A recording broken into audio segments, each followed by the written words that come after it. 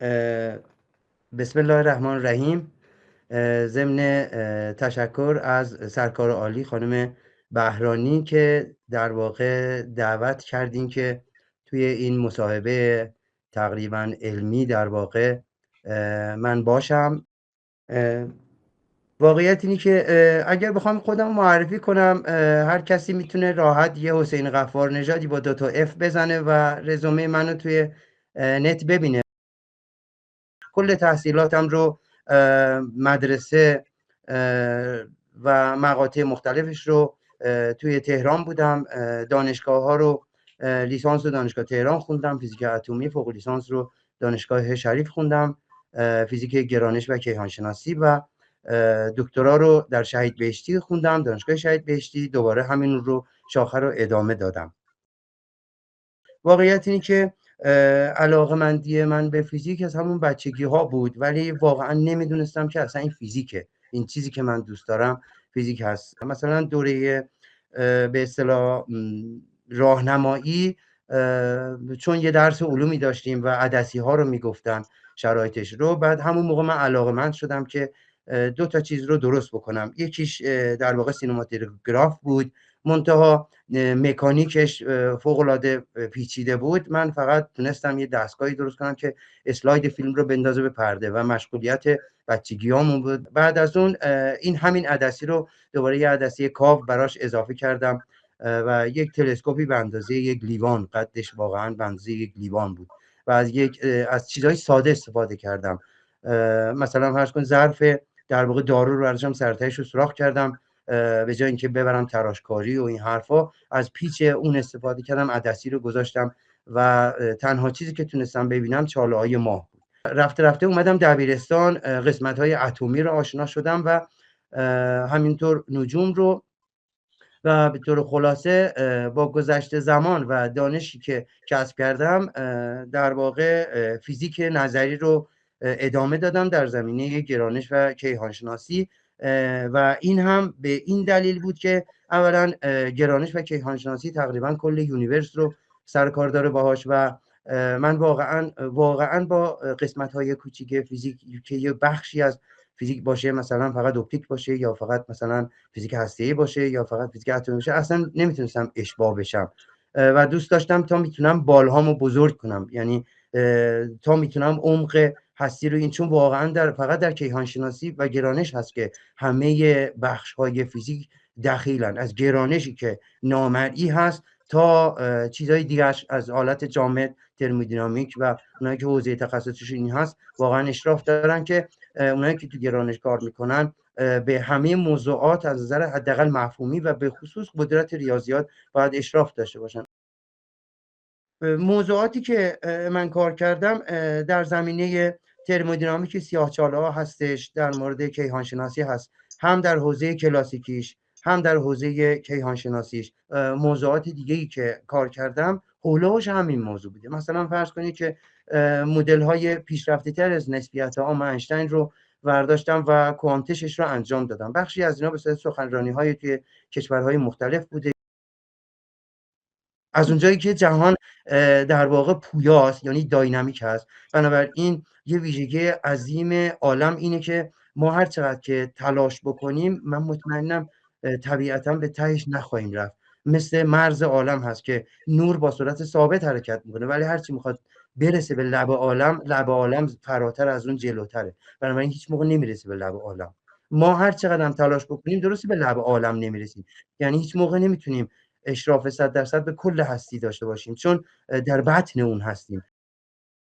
سعی میکنم این روحیه رو در دانشجوام زنده بکنم که آقا شما اگر الان داری کار انجام میدی واسه خودت انجام نمیدی که مهم نباشه یا اینکه همش تو مخیلته. اینو باید تو به زبانی بنویسی که دیگری که نمیدونه بدونه، و درستم، یعنی تعهد داریم ما تو نوشتن. واقعا وقتی با این روحیه دانشجو بخواد کار بکنه، احساس مسئولیت میکنه، احساس میکنه که یک جزئی از کل هست، کل که به معنای گذشته و آینده است. از گذشته باید استفاده بکنه، به حالی که خودش داره فعالیت میکنه یه بخشی رو اضافه کنه برای آینده به یادگار بذاره، چون ما رفتنی هستیم و اون چیزی که میمونه برای آیندگان هست. از نظر شما مهمترین سوال بدون جواب کیهانشناسی در حال حاضر چی هست؟ که آیا آینده عالم همینچنان با شتاب و مثبت انبساط خواهد داشت یا نه یه جا میره وای میسه و میشه همون جهان قدیمی که میگفتن جهان ساکن هست در بزرگ میراث، مثل ستاره‌ای که ثوابت عالم در نظر میگرفتن، یا نه ممکنه که دوباره کلپس کنه برگرده. از نظر فلسفی هم من به نظرم اینه که ما در درون عالمیم. اگه بخوام یک مثال مشابه بگم، میتونم این مثال رو مشابه بگم. فرض کنیم یه بچه‌ای در رحم مادره، ولی هوش داره، میبینه دستش به وجود میاد، انگشت پیدا میکنه، ولی هیچ کاره است، هیچ به درد نمیخوره. و وقتی که به دنیا پا پیدا میکنه تو رحم مادر، ولی میبینه اصلا استفاده نمیشه، میتونه دو تا نتیجه بگیره. اینا چیز بیخودی هن، همینجا الکی به وجود میان بیخودی، یا اینکه نه پس آینده احتمالاً به درد میخوره، پس یه گذاری فاز باید انجام بده، یعنی باید به این دنیا بیاد. وقتی به این دنیا بیاد با گذشت زمان میبینی که باید 4 دست و پا بره، چون میبینه همه حرکت دارن این نمیتونه حرکت کنه، احساس نیاز میکنه، بعد از اون شروع میکنه به حرکت کردن. بنابراین اون وقت معنای دست و دهن و چشم و صوت و پا و اینا رو میفهمه.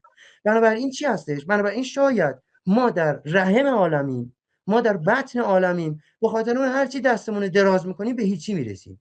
شاید با یه گذار فاز به یه ابعاد بالاتر، حالا این نمیدونم اسمشو میتونیم بگیم مرگ، اسمشو میتونیم از یعنی نظر ریسمان استفاده کنیم، به هر حال یک تحولی ایجاد بشه، ما بریم به ابعاد بالاتر. این ابعاد بالاتر میتونه همون اندیشه هایی باشه که ما الان داریم و فقط بالقوه است، بالفعل نشده.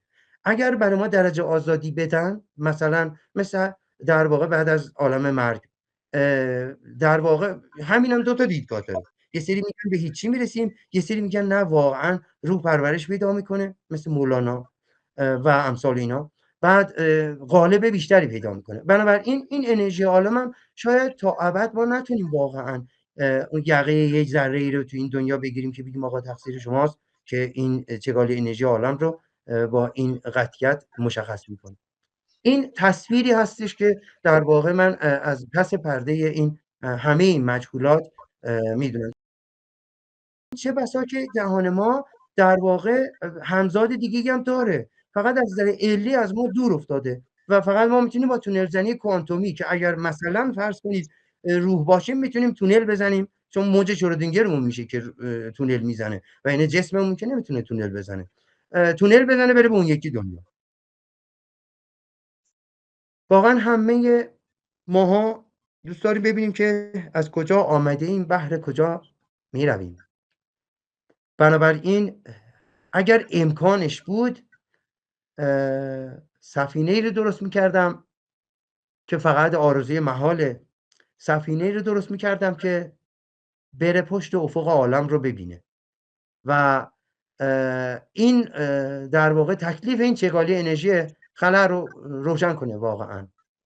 چون که در واقع ما یه چگالی انرژی بحرانی داریم برای انرژی عالم که اگر چگالی انرژی خلای عالم کمتر از این باشه جهان برمیگرده، همچنان ادامه دار خواهد بود. اما اگه چگالی انرژی بیشتر از این باشه، این میره یه جایی، این انبساط عالم میره یه جایی استاپ میکنه، بعد پشیمون میشه دوباره برمیگرده و ممکنه که وقتی برگشت و یک مهبانگ جدیدی به وجود اومد، باز شرایط اولیه جدیدی به وجود بیاد و یک جهان جدیدی به وجود بیاد. اون وقت شاید من همینی نباشم که هستم. چرا؟ چون بر اساس شرایط اولیه‌ای که همیشه از بچگی وجود داشته، من درجات آزادی ممکنه رو انتخاب کردم که این شدم و این فقط برای من نیست، برای درخت‌ها هست، برای سیارات هست، برای همه آدم‌های روی زمین هست. بنابراین به این معنا یک خلقت جدیدی به وجود بیاد. و اگه اینشتین میدیدم میگفتم دمت گرم که این معادله عظیم رو دادی، همه رو به چالش کشیدی که هر نقطه یا هر جایگاه بگیم بهتره. واسه خودش یه خطکش داره، 1 ساعت داره. همه ما تک تک ما یه خطکش داریم، 1 ساعت داریم. فقط خطکش ها با ساعت ها با یه مقیاسی با هم یه نظم پیدا میکنن. اون نظم رو بهش تو هندسه میگیم متریک که از دل معادله اینشتین به وجود میاد و این وحدت رو میاره در عین کثرت، چیزی که در فلسفه اسلامی هم زیاده. وقتی شرایط اولیه فرق کنه خب رشد هم فرق میکنه دیگه، ولی مهم اینه که ما باید از حداقل از درخت‌ها باید یاد بگیریم. شاید همه ما دیده باشیم در کوه و صخره درخت وقتی تخمش لای سنگ لاخت میشه، بارون که میزنه اول یه دور میزنه کج میشه، باز هم به سمت بالا میره. یعنی اگه شرایط سخت شد باز هم میشه مانور داد و اون راه درست و آرمانی رو دنبال کرد و به هدف رسید. فقط زمان میبره، اشکال نداره. هوش مصنوعی رو خط آخر ندونیم، به عنوان یه مشاوری که میشه به درد بخوره. خودمون حل کنیم مسئله رو. حتی اگه حالا قدیم کتاب حل تمرین بود، الان شده هوش مصنوعی دیگه، یعنی همه چی تمرین، همه چی حل میکنه، همه چی میگه. ولی اگر همین الان فرض کنید که ما زمان رو فریز کنیم، دانشمندا کلا غلاف کنن، یعنی دیگه یک کلمه حرف نزنن، آیا هوش مصنوعی بعد از 10 سال همین حرفا رو به ما تحویل نخواهد داد؟ همین حرفایی که الان داره میزنه، یعنی لب عالمو ببریم. بنابراین خلاقیت بشره که داره به تغذیه میکنه هوش مصنوعی رو. منتها من میگم بشریت یعنی همه آدم‌ها، چون در پراش یا در ما یه اصلی داریم، اصل هویگنس، در واقع فیزیکدان هویگنس قرن 18 هستش که در واقع وقتی یه نور از یه روزنه کوچیک رد میشه بعد تقسیم میشه خودش به موجج‌های مختلف که خودشون چشمه‌های مجازی هستن. بنابراین هر کدوم از اینا گسترش میدن نور رو و نور پخش میشه. بنابراین منظورم اینه که نه یک من نوعی اگر حالا یه چیزی بلدم حرف نزنم ممکنه دنیا از دنیا تکون نخوره اصلا، ولی کل دانشمندا غلاف کنن، کل دانشمندا هیچی نگن، 10 سال دیگه هوش مصنوعی حرف جدیدی نخواهد داشت.